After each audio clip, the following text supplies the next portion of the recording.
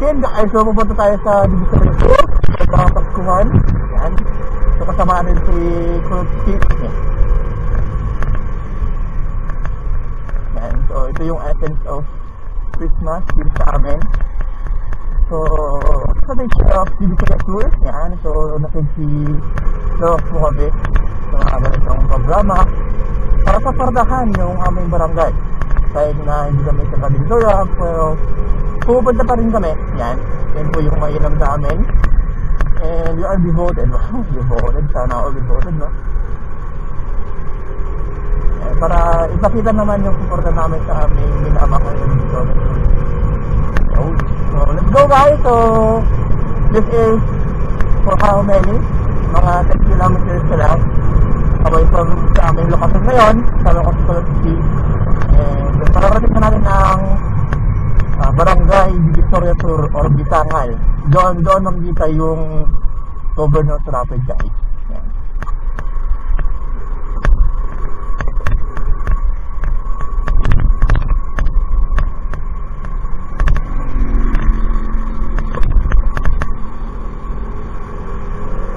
So yung program is 7 to 9 in the evening. So right at so let's sabi ng guys na nakakapunta na kami ng mistake at pagka ng umulan para hindi na namin pwedeng yung kabote. Ito yung hassle ng pagmamotor at hassle. Pero naman yan.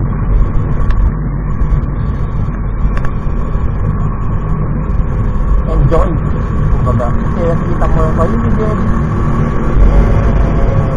nararamdaman mo yung mga lupahat pa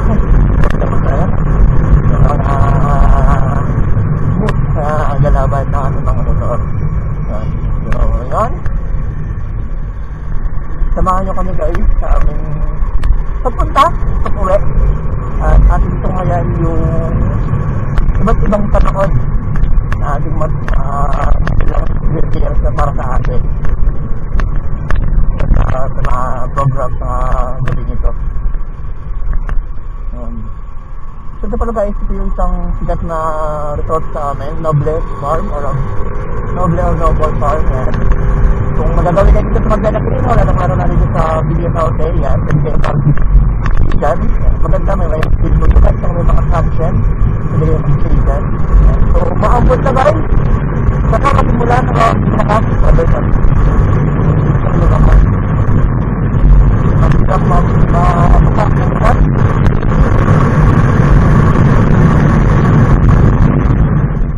Hey mga boss, so nandito na tayo sa barangay hall natin and ito yung bumungad sa atin. So ang ganda ng mga Christmas tree nila, yung mga Christmas lights, mga palamuti yan.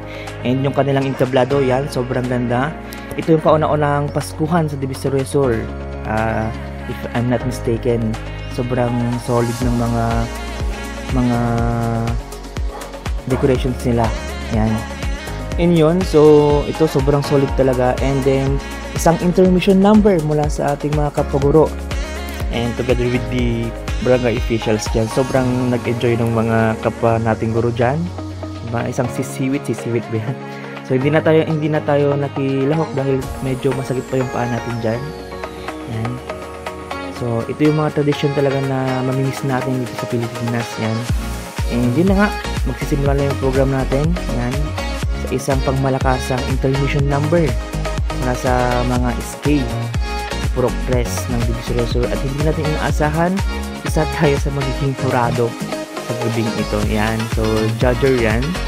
And kasama ko yung mga mga co-teachers natin. So nagsalita na dito yung kapitan natin and yon wala nang patumpik pa. Nagsimula na yung patimpanak o yung program.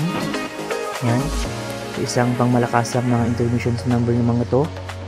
And sinundan na naman ng talagang intense na hataw na hip-hop dance mula sa mga SK ng Purok Press. Yan. And then, syempre, hindi magpapahuli yung mga nanay.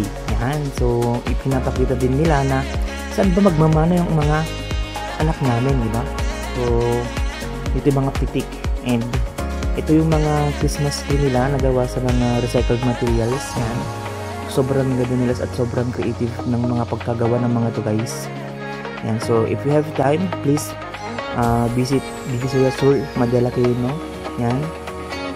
And syempre, hindi magpapahuli yung ating skate chairman. Yan, so it is yung bagong elected na skate chairman. Yan, so dating naming estudyante doon sa Dipsisco, guys.